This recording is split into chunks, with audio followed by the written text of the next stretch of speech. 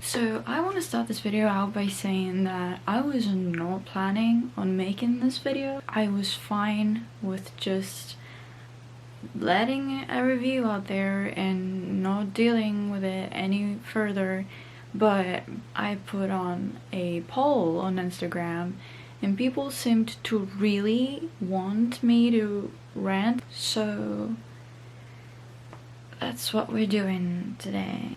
I finished this book 2 days ago and it's Wilder Girls by Rory Power, and oh my gosh, I really thought that this book was gonna be great. Like, I had seen so much hype about it when it was about to come out last year, and it was just such a letdown. Like, do you know, like, when you have like a book or a movie or whatever and you're just so excited for it and you have such high like expectations, and it's just so disappointing when you actually get to it. And the thing is, I did not know that the people did not have a good response to this book. I thought that it was really just gonna be amazing and just spectacular. I remember that I was in Barnes & Noble when I got this and I was like, oh, this seems interesting, yeah, people have been talking about this, I should consider getting it. And like the woman that worked there was like, oh yeah, this book is great, like I've heard such good things about it and yeah, it's great. And I was like, cool, that's awesome. And I got it. Like, this is literally one of the few books that I got when I was in the US, and why every time that I look at it I see like this 20% off and I'm like, that was just, you know, great. This book was not originally on sale when I got it, but I found a copy that had this sticker and I was like, does this count? And she was like, well, it's not supposed to be on sale, but since you found this, I'm gonna get you the sale. And I was like, yay. I'm considering the fact that I got this on sale because with how bad it is, I don't want to think about how much money I spent on it, and that's such a terrible thought. I don't think that this book is as horrible as the other books that I've ranted about on this channel. I feel like this is just deeply disappointing because it had this setup to be so good and it had such an original idea, whereas the other books that I've ranted about, I just that's a lot. It's a lot to talk about. I'm not gonna touch on that. If you want to know about the other books that I've read about, just go and watch those videos. If you do not know what this book is about, it is a YA young adult horror novel that is supposed to remind you of Lord of the Flies. I don't know, I've never read Lord of the Flies. I don't know about that.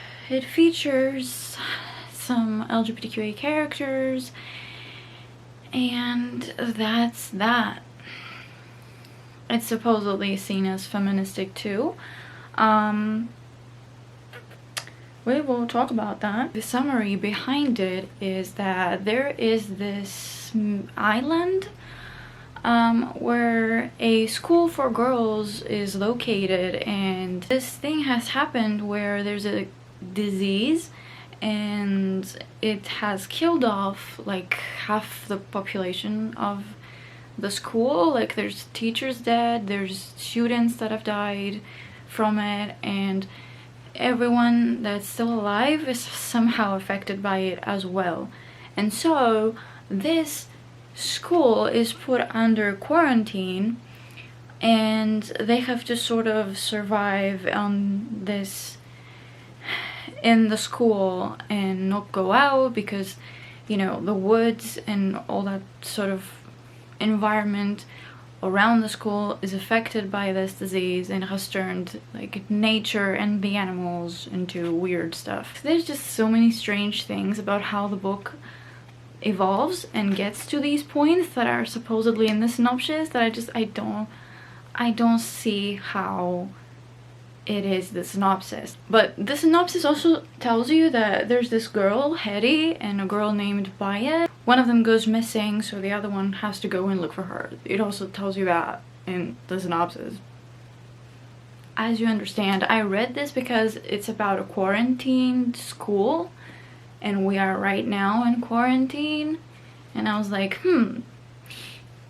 interesting. I had this book on my shelves and in my TBR for a while now, so I thought that this was like the perfect time to read it because we are under quarantine. Yeah, okay. If you do want to read this book, go read it and then come back, because I'm gonna spoil it for you.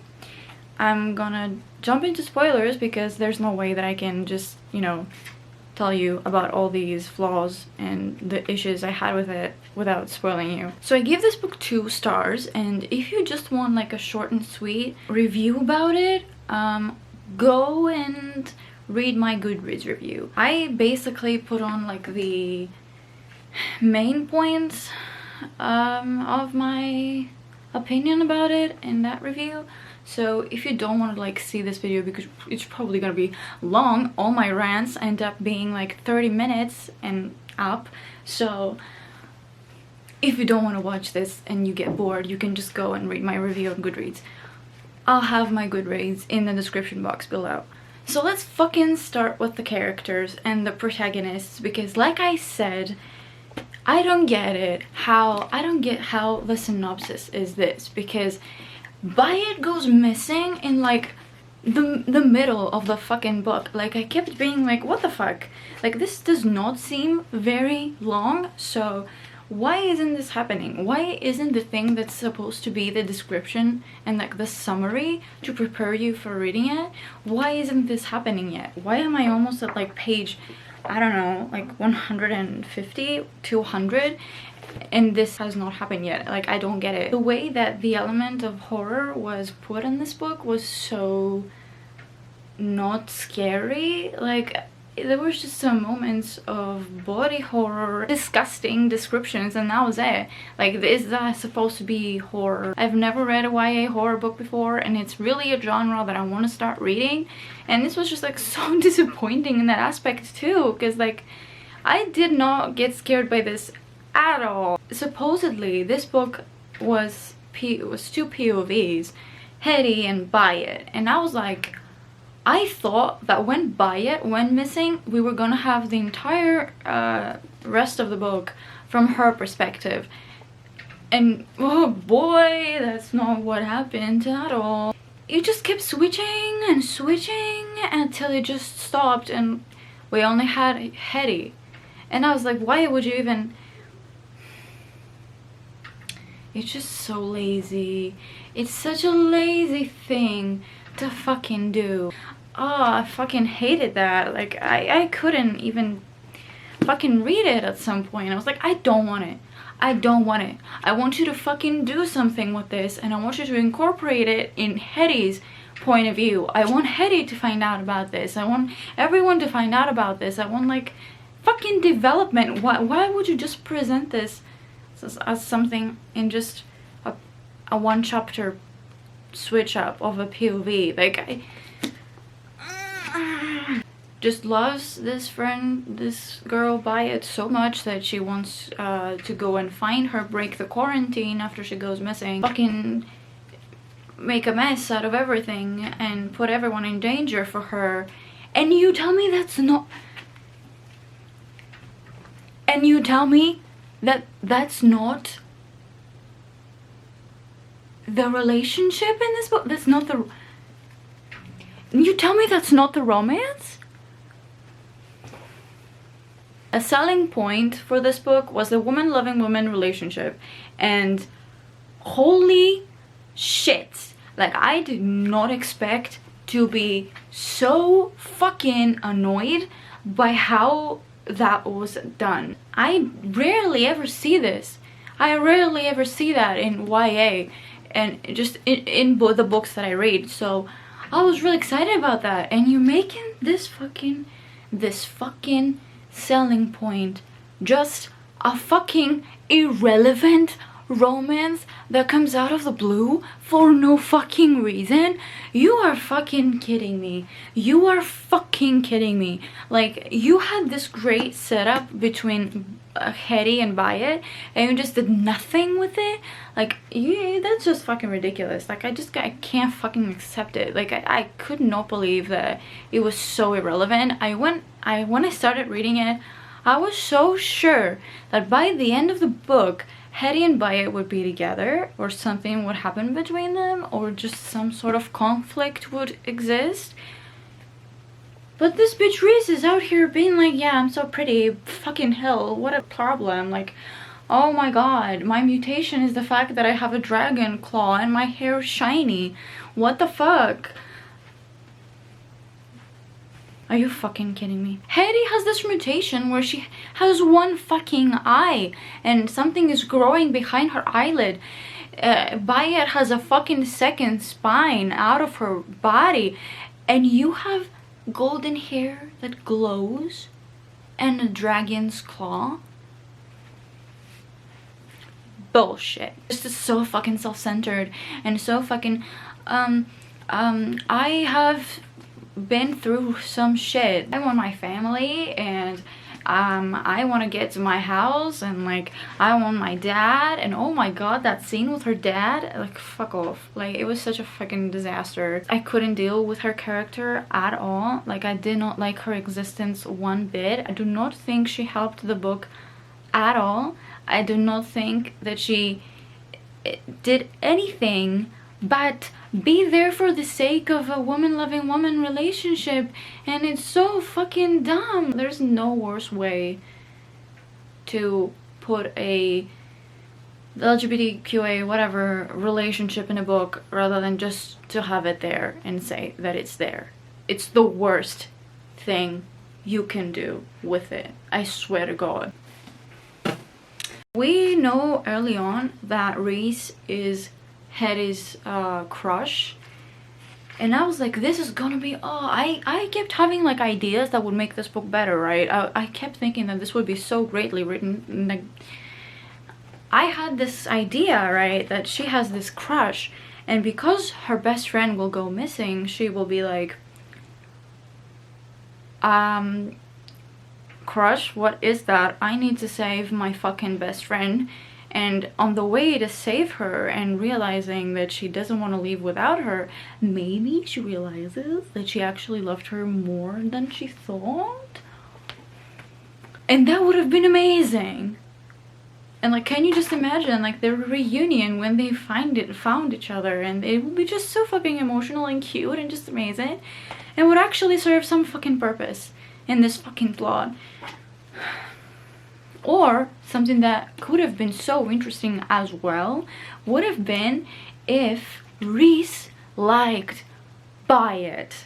That would have been so fucking interesting, bitch, because they would both have a reason, a candid, like a very solid reason to go looking for her, instead of what we got.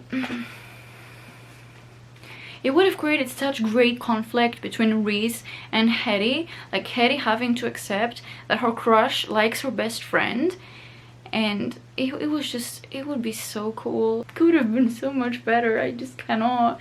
I just see all this potential and all these possibilities, and to think that what we actually got was just a romance out of the blue, where Reese was like, yes, Hetty, I will put myself at risk and my entire existence and just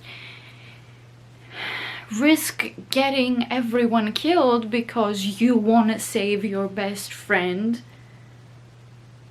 What? Are you fucking kidding me? What? Like, I did not buy it for like a minute that she liked Hetty so much, oh my god, that she would put herself in danger just for the sake of Bayet. Hetty kept talking to her, and like she was like, but Bayet is our friend, how can you just sit there and do nothing while she's missing? And Reese was like, she was your friend, you had that friendship and I was never a real part of it. And I was like, interesting. and only to just see that she was fucking jealous or whatever. Like, what? I cannot. Like, it's so stupid. Like, it's so stupid and cheesy. I just feel like she took like the worst route to something. Like, even like the ending, which we're gonna talk about later on, I feel like it was the worst ending this book could have had. And it's just so sad to see this and see how wasted this idea was. You know what? It's really funny. I got this from Barnes and Noble, right? It's one of the few books that I've bought from Barnes and Noble. And it has an exclusive scene with Reese and Hetty. Barnes and Noble exclusive edition. Like, I fucking needed that. Like, I fucking wanted that. Moving on from that. There's just a general problem in this book with the writing. The writing style sucks. I said that. I said it. I put it out there. I said it. The writing style sucks. It tried to be so stylistic and edgy, and it just didn't deliver at all. Like, there were some moments that I just genuinely didn't understand what was happening, because every sentence was broken into pieces and it was so jarring and chaotic. I need to understand what the fuck I'm reading, because if I'm not, I don't think that if I do not understand what's happening in your book, you should probably not publish it. Just saying. The writing style was like such a big factor to not connecting with the characters.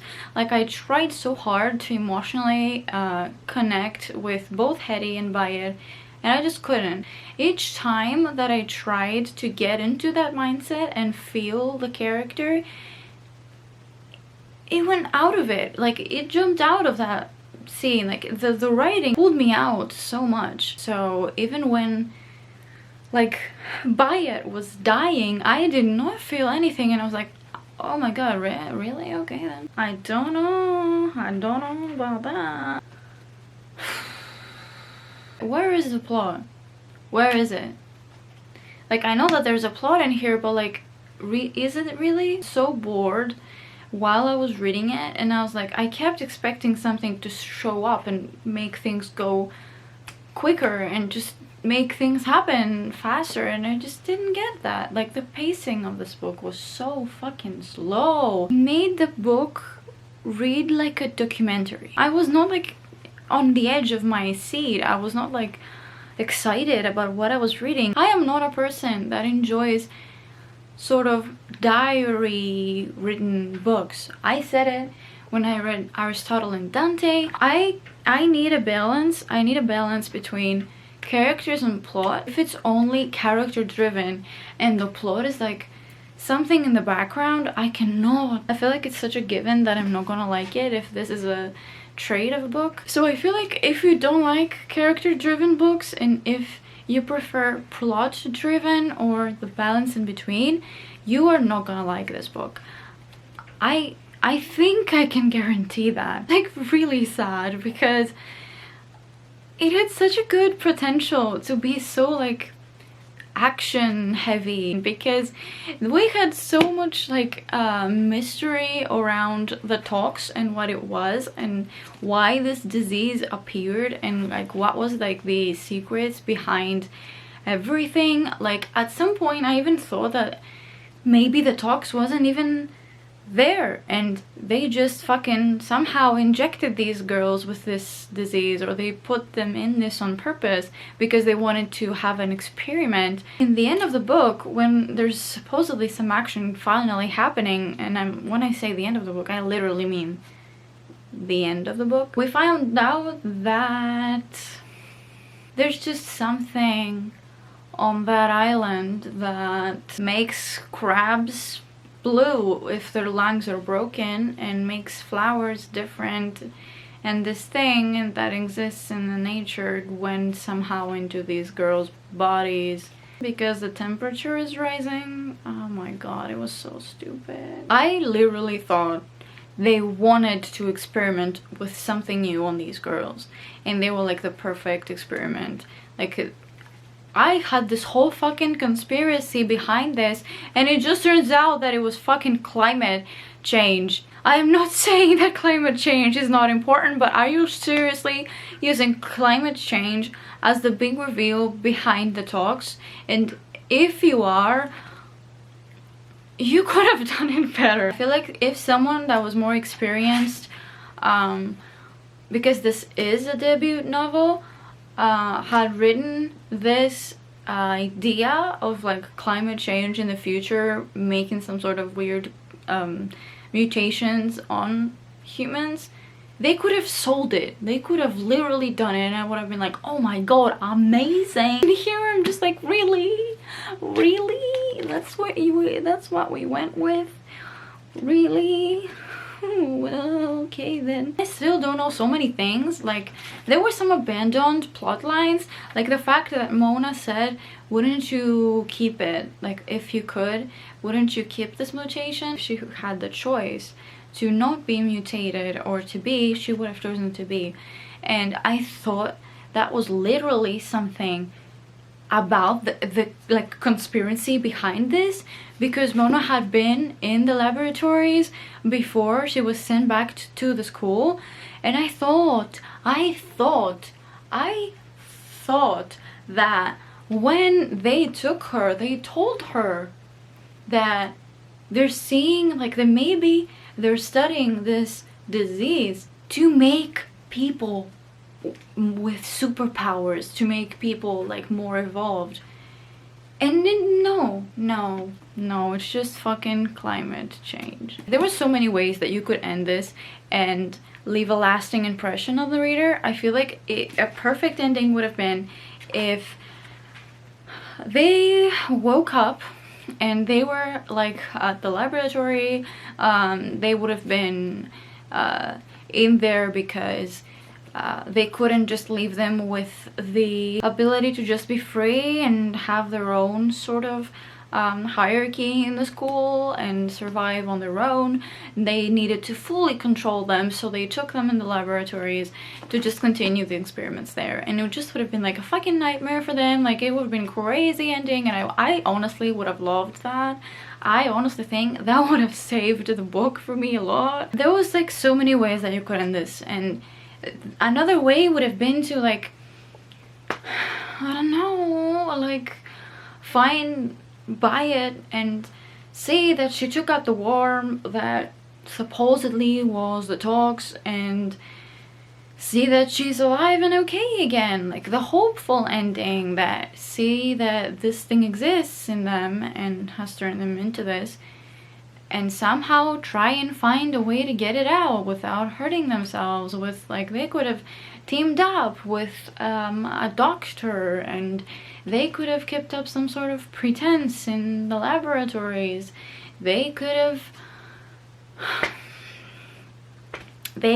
have blown up the laboratories. They could, I don't even fucking know. There were so many ways that you could end this and have it be a good fucking book. Like, the ending was seriously just a sort of, oh well, hopefully we'll survive, or something like that.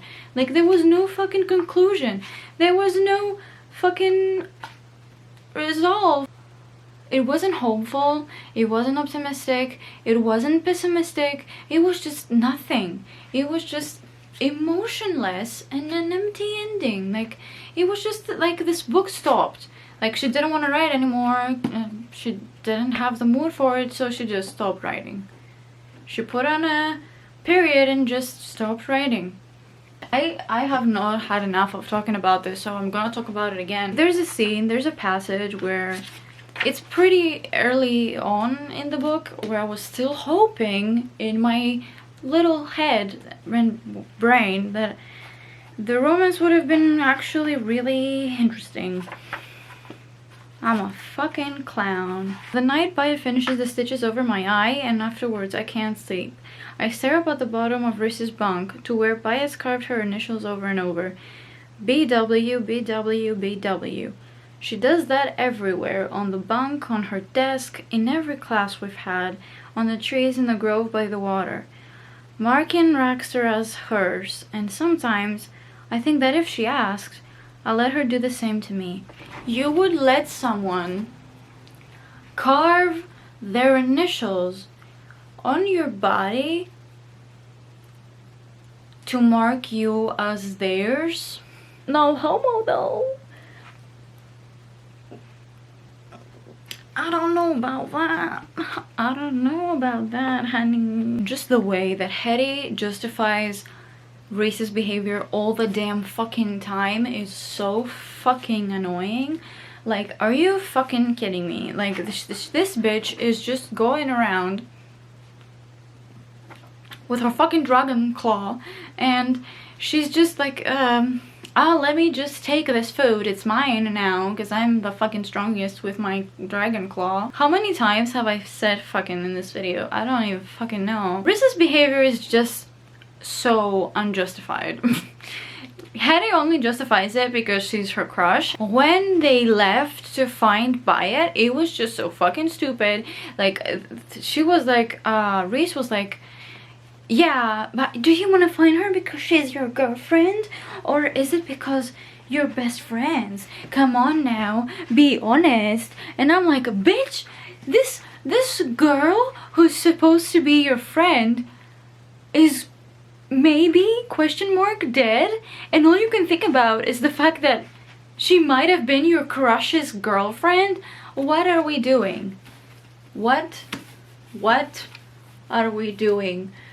And the fact that they broke out of quarantine and did all that shit, and then they had the audacity to just stand there like in the dark, do cuddles and fucking kiss and make out. I was just fucking shocked. The entire time Hetty's like, Bayet is like my life. I cannot live without Bayet. Like, I can't do this. I would die for Bayet. But then the next minute she's like, oh my god, Reese, honey, no. It's stupid and unbelievable, and I cannot handle it, and I hate it. After reading this book and seeing like how negative I was towards it, I went on booktube and I was like, let's see what other people thought about this in detail, because I had never seen a full-on review from somebody about this. And I just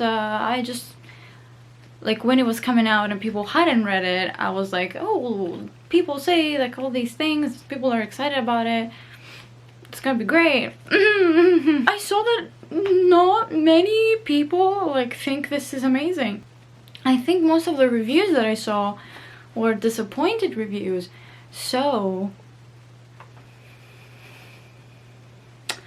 it kind of made me feel better about how much I did not feel satisfied, because I was like, huh, it seems like I am not the only one here that does not like this.